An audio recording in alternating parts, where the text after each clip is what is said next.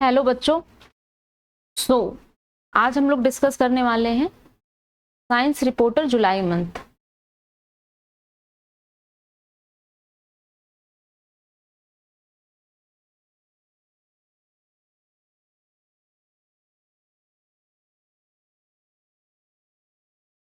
क्या आर्टिकल है आपका? Cold plasma based nitrogen fixing technology.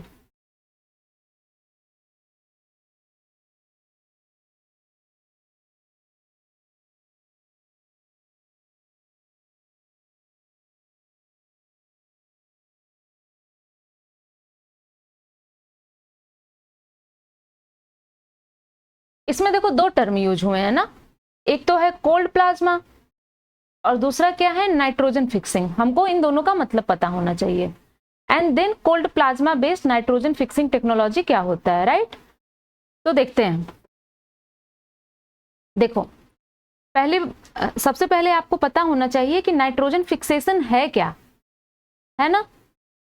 कोई चीज होती है साइंस में तो ऑफ कोर्स इसका कुछ रोल होता है ना, इसकी जरूरत क्यों होती है। तो देखो, नाइट्रोजन फिक्सेशन क्या होता है। अच्छा, आपको पता होगा कि हमारे एटमॉस्फेयर में जो भी गैसेस पाई जाती हैं, नाइट्रोजन, ऑर्गन, ईटीसी, उसमें 78% जो है नाइट्रोजन होता है। इतना तो सबको पता होगा। लेकिन अब जो क्रॉप प्लांट्स आपके होते हैं, दे रिक्वायर्ड नाइट्रोजन, उनको नाइट्रोजन की जरूरत होती है। क्यों? जितने भी पेड़ पौधे होते हैं उन्हें नाइट्रोजन की जरूरत होती है। और ये जो नाइट्रोजन है ये पाया जाता है क्रॉप प्लांट्स के रूट्स में, उनकी जड़ों में, as protein and enzymes.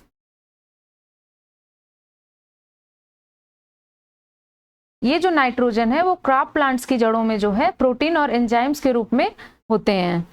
And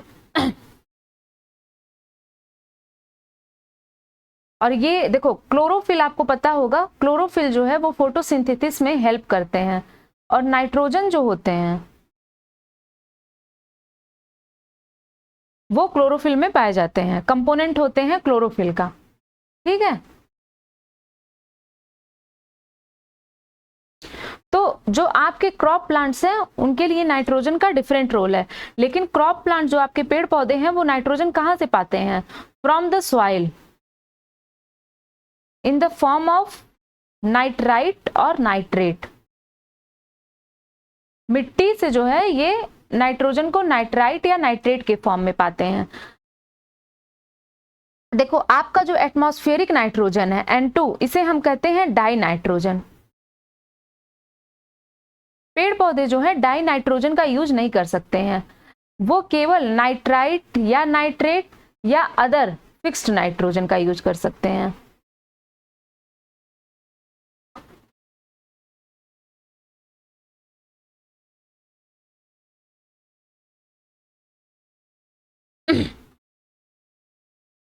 और ये जो आपका क्यों डाई नाइट्रोजन का यूज नहीं कर सकते? क्योंकि ये जो आपका एटमॉस्फेरिक नाइट्रोजन है ना,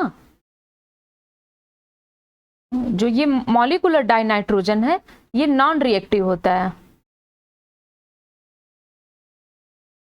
एंड मेटाबॉलिकली यूजलेस होता है प्लांट्स के लिए और कुछ ऑर्गेनिज्म के लिए।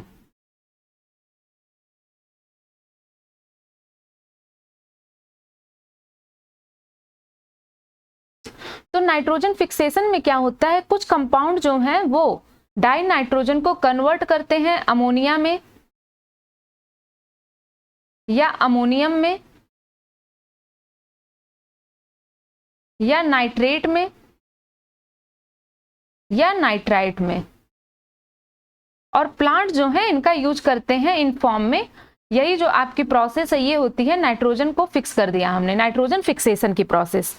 ठीक है। तो मैंने बताया कि प्लांट जो होते हैं वो केवल नाइट्रोजन किस फॉर्म में लेते हैं आपका? Ammonia, ammonium and nitrate. अच्छा, अब आप बताओ जैसे जैसे देखो इंडिया इस समय जो है पॉपुलेशन में नंबर 1 है ना, चाइना को भी उसने पीछे कर दिया है।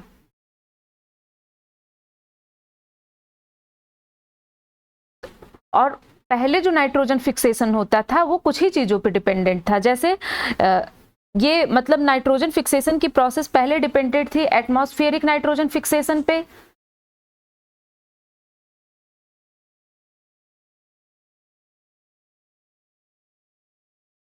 एंड बायोलॉजिकल नाइट्रोजन फिक्सेशन पे।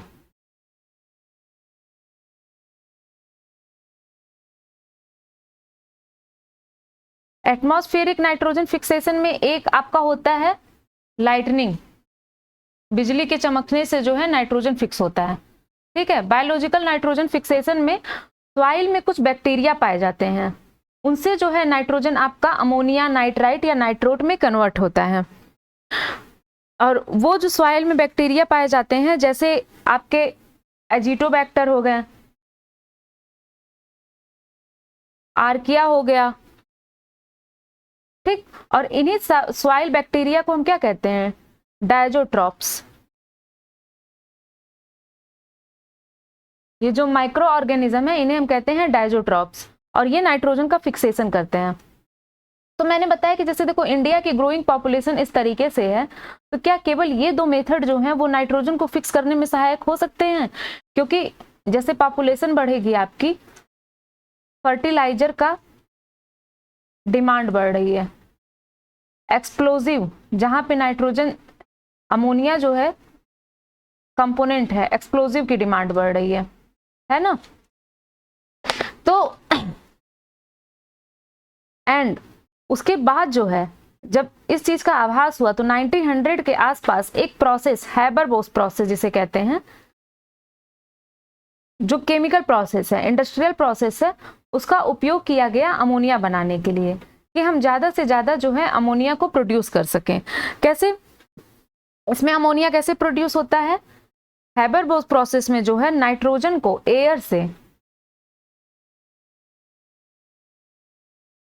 एंड हाइड्रोजन को नेचुरल गैस से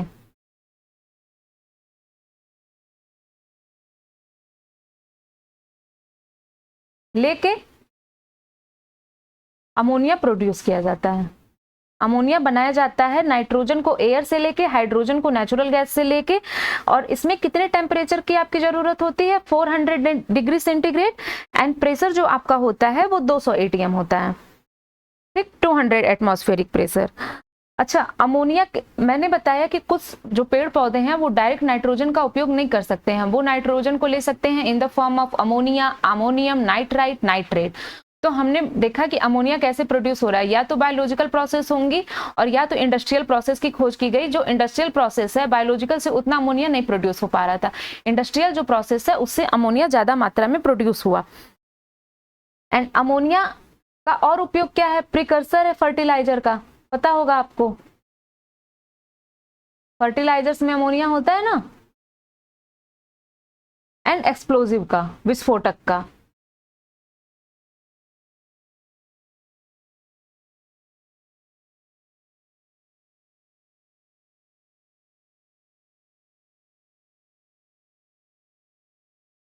और देखो फर्टिलाइजर जो प्रोडक्शन होता है, it is the largest source of human produce nitrogen. Fertiliser production जो है it is the largest source of human produce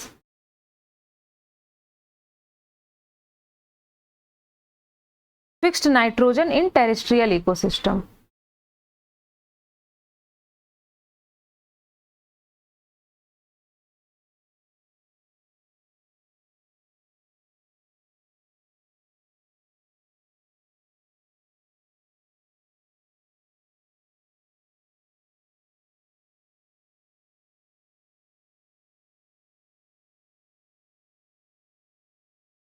terrestrial ecosystem, देखो हैबर-बोस की प्रोसेस में जब अमोनिया को बनाया गया तो उससे दिक्कतें ये आ रही थी। पहला तो ये है कि फायदा ये हुआ कि वर्ल्ड में जितने भी आपकी अमोनिया प्रोड्यूस हो रही है 90% अमोनिया जो है इसी प्रोसेस से प्रोड्यूस की जा रही थी, और ये सस्टेन करता है 40% ऑफ ग्लोबल पॉपुलेशन को।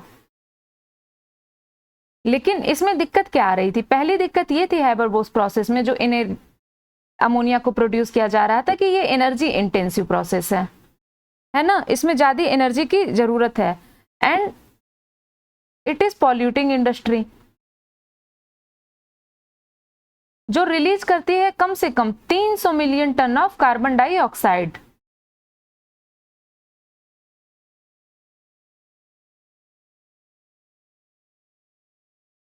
And massive load of waste water.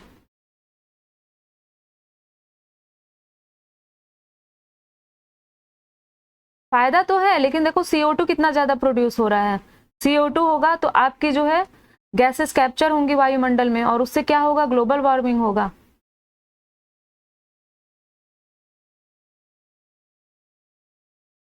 तो अब मेथड लाया गया है कि नाइट्रोजन को अगर हमें अमोनिया को प्रोड्यूस करना है, नाइट्रोजन फिक्सेशन की प्रोसेस हमको करनी है, तो हम कोल्ड प्लाज्मा के माध्यम से कर सकते हैं।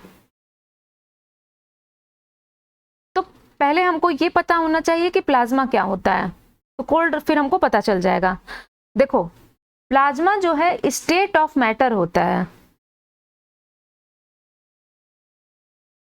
इन विच एटम आर आयनाइज्ड।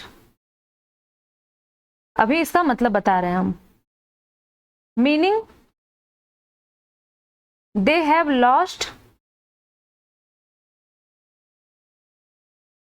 और गेन्ड इलेक्ट्रॉन्स। एकदम ध्यान से आप समझते जाइए, सब समझ में आएगा। And become electrically charged.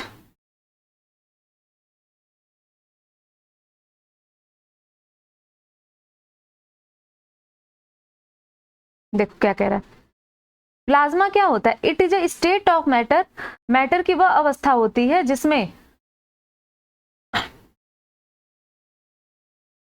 इन विच, ये मैटर की वह अवस्था होती है जिसमें जो एटम्स हैं, या तो वो ये मैटर की वह अवस्था होती है जिसमें एटम्स आयनाइज्ड होते हैं। आयनाइज का मतलब होता है या तो उन्होंने लॉस किया है इलेक्ट्रॉन को या गेंड किया है इलेक्ट्रॉन को, और बिकम हो गए हैं इलेक्ट्रिकली चार्ज। कैसे? जैसे अगर हम सोडियम की स्टेट देखें, सोडियम के देखो 2, 8, 1 बाहरी कोश में 1 इलेक्ट्रॉन होते हैं। सोडियम ने अगर अपना 1 इलेक्ट्रॉन निकाल दिया तो ये जो है पॉजिटिवली चार्ज स्टेट में है। प्लाज्मा कह रहा है कि मैटर की वो स्टेट होती है जहां पे एटम्स क्या होते हैं? आयनाइज्ड होते हैं। आयनाइज का मतलब होता है कि देखो यहाँ पे ये न्यूट्रल स्टेट में है, लेकिन आयनाइज का मतलब होता है कि यहाँ पे पॉजिटिव या निगेटिव चार्ज लग जाना। निगेटिव चार्ज जैसे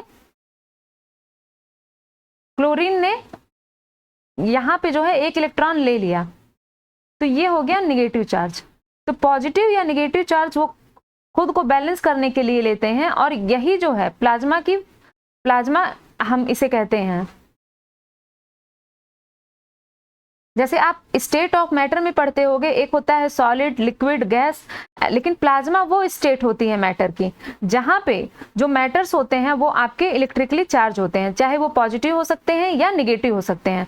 मैंने आपको एक पॉजिटिव का एग्जाम्पल देके बता दिया, एक निगेटिव का एग्जाम्पल देके बता दिया। अब देखो प्लाज्मा जो है वो आपके 2 प्रकार के होते हैं। पहला होता है आपका हॉट प्लाज्मा और दूसरा होता है कोल्ड प्लाज्मा। ठीक है,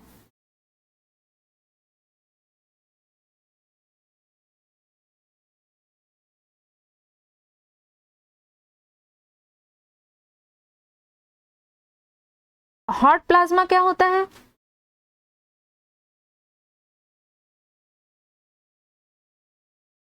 hot plasma is the plasma जहां पे जो इलेक्ट्रॉन्स हैं and ions have the same energy और टेम्परेचर।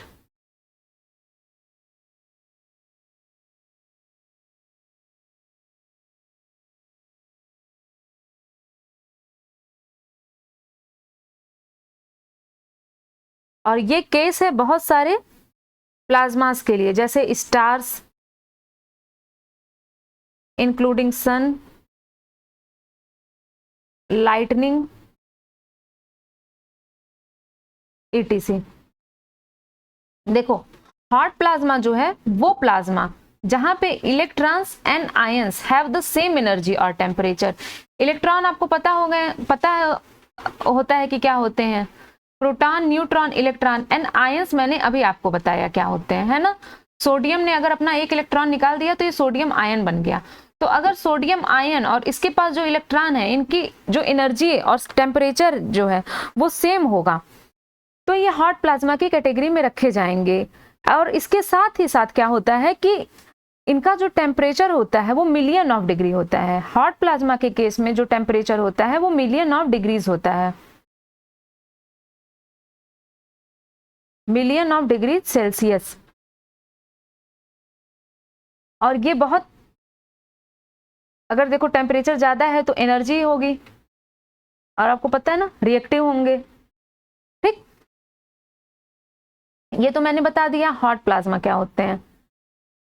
अब cold plasma,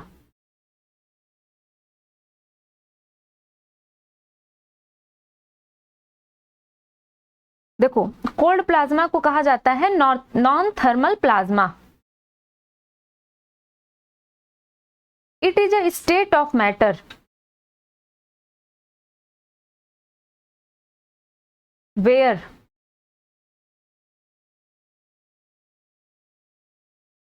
heavy atomic particles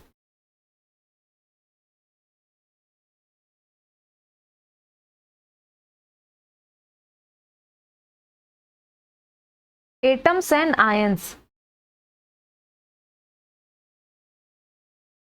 are at room temperature.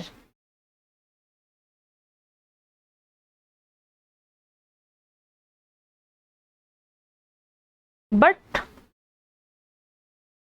the minuscule electrons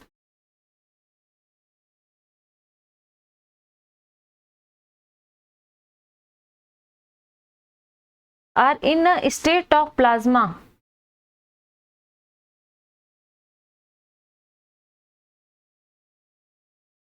being thermalized.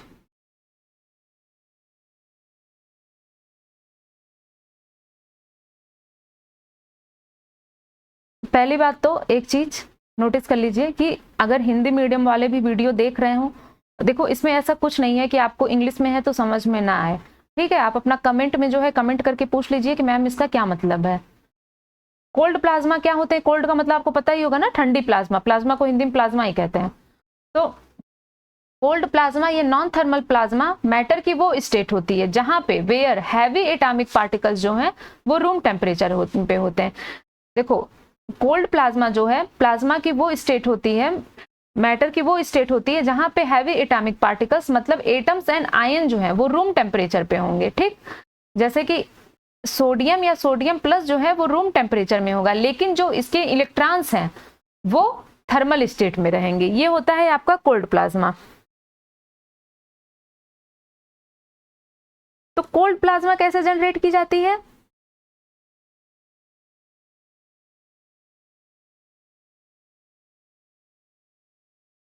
किसी भी गैस में हम अगर जो है एनर्जी अप्लाई करें कि वो गैस जो है इलेक्ट्रॉन को लूज करे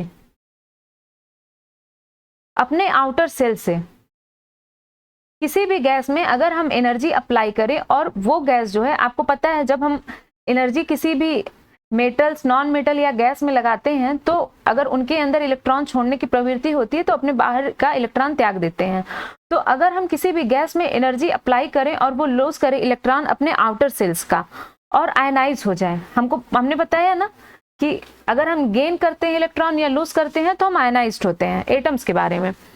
तो अगर वो आयनाइज हो जाए gas and at the temperature below 40 degree centigrade, और ये जो है 40 डिग्री सेंटीग्रेड से कम टेम्परेचर पे हो रहा हो, तो ऐसे जो है कोल्ड प्लाज्मा मतलब फोर्थ स्टेट ऑफ मैटर बनता है। मैटर की वो स्टेट मैंने बताया जहां पे वो आयनाइज्ड स्टेट में होते हैं उन्हें प्लाज्मा कहते हैं। कोल्ड प्लाज्मा में अगर हम किसी गैस में एनर्जी अप्लाई करें कि वो लूज करे इलेक्ट्रॉन अपने आउटर सेल का, बाहरी कोश का, and the temperature of 40 degree centigrade, then it is considered as cold plasma. ठीक, इतना आपको हमको लग रहा है आ गया समझ में। तो प्लाज्मा एग्रीकल्चर एक टर्म आता है। Plasma agriculture is nothing but, अगर हम कोल्ड प्लाज्मा बेस्ड एप्लीकेशन करते हैं किस चीज में, सीड को जो है कंटेमिनेशन से बचाने के लिए, डिकंटेमिनेशन ऑफ सीड में, है ना, प्लांट ग्रोथ, पेड़ पौधों की ग्रोथ बढ़ाने में,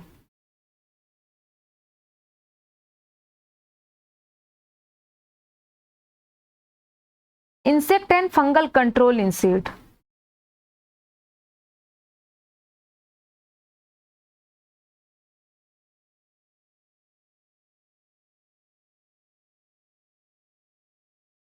and reclamation of contaminated soil, कि जो भी सॉइल कंटेमिनेटेड है उसको वापस हम उसकी जो है एनर्जी वापस कर दें, जो अच्छे तत्व हैं उसको। ये हो गया आपका कोल्ड, मैंने बताया प्लाज्मा एग्रीकल्चर क्या होता है। तो देखो, जब गैसियस नाइट्रोजन आपका इंटरेक्ट करता है कोल्ड प्लाज्मा के साथ तो बनता है, मैंने बताया कि गैसियस नाइट्रोजन क्या होता है, नॉन रिएक्टिव होता है ना। उसी को हम रिएक्टिव बनाने के लिए कभी बायोलॉजिकल नाइट्रोजन फिक्सेशन का यूज कर रहे थे, कभी हम जो है बिजली तड़काने का उपयोग कर रहे थे, लाइटेनिंग का उपयोग कर रहे थे, कभी हम हैबर-बोस प्रोसेस से अमोनिया बना दिए, केवल नाइट्रोजन को रिएक्टिव बनाने के लिए कि प्लांट्स किस फॉर्म में नाइट्रोजन को ले सकते हैं, अमोनियम नाइट्राइट या नाइट्राइट में। लेकिन उसका क्या, हैबर बेस प्रोसेस से क्या आ रहा था आपका कि ज्यादा पॉल्यूशन हो रहा था, 300 मिलियन टन के आसपास कार्बन डाइऑक्साइड। बट हमने क्या किया कि हमने दूसरा सोल्यूशन ढूंढ लिया कि अगर हम गैसियस नाइट्रोजन जो हमारा नॉन रिएक्टिव नाइट्रोजन है उसको कोल्ड प्लाज्मा के साथ इंटरेक्ट करवाते हैं तो रिएक्टिव नाइट्रोजन स्पीसीज बनती है, सॉरी रिएक्टिव नाइट्रोजन स्पीसीज बनती है। देखो कभी कभी ना पेन ऊपर नीचे हो जाता है, ठीक है, जो फर्दर रिएक्ट करती हैं other hydrogen and oxygen gases के साथ, और फिर प्लांट जो है इनका यूज कर सकते हैं।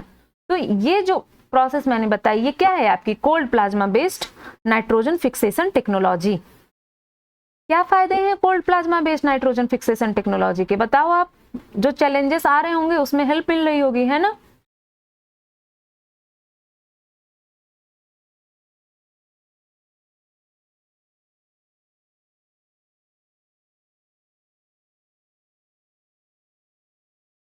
बेनिफिट्स,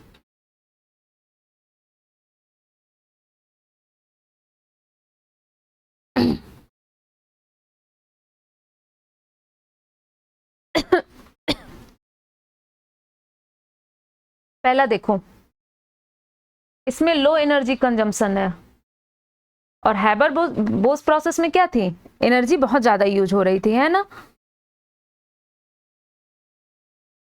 लो कॉस्ट है, प्रोडक्शन जो है ये सस्टेनेबल है,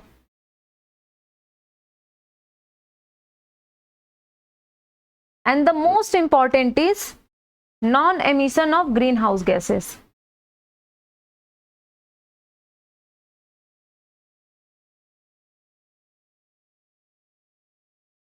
एंड इजी सेटअप।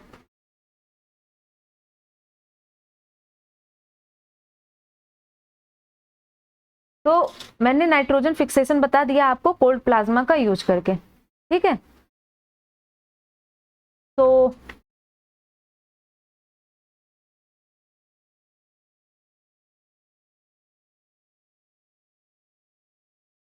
अच्छा देखो, एक ये है टर्म नाइट्रोजन फिक्सेशन, ये थोड़ा बड़ा टॉपिक है।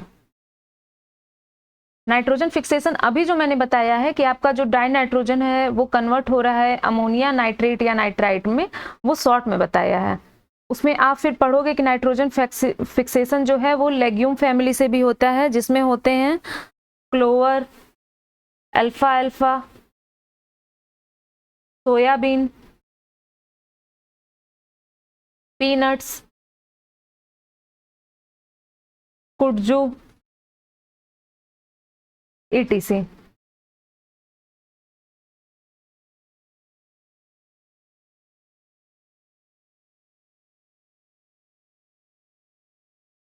तो आई होप आपको समझ में आ गया है, और जो चीज नहीं समझ में आई है उसको कमेंट करके बताइए, पढ़ते रहिए। Thank you very much. और समझ में आ गया हो तो लाइक कर दीजिए, नहीं आया हो तो इग्नोर कर दीजिए, और शेयर करिए और चैनल को सब्सक्राइब कर लीजिए। And the most important thing जो मैं बताना आपको भूल गई, हमारी टेस्ट सीरीज चल रही है डेली 50 MCQs, ठीक है। गर्ल्स के लिए 50 टेस्ट फ्री हैं एंड जेंटलमेन्स के लिए 30 टेस्ट फ्री हैं।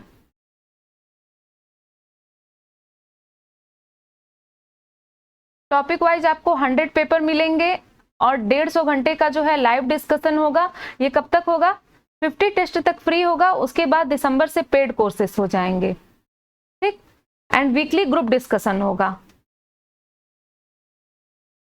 कुछ नहीं करना है आपको। देखो, जो भी गर्ल्स घर से तैयारी कर रही हैं होम से, हम्बल रिक्वेस्ट है कि आप ऐप को सब्सक्राइब कर लीजिए और उसमें आप बाहर से टेस्ट खरीद के पैसा बचाइए, और इसमें जो है आप टेस्ट करिए और अपने मार्क्स जो हैं, यहाँ टेलीग्राम चैनल नंबर आपको दिया हुआ है 8899707570, उस पर अपने मार्क्स शेयर कीजिए, और कोई भी प्रॉब्लम आती है तो जरूर बताइए। चैनल को प्लीज सब्सक्राइब कर लीजिए। Thank you very much.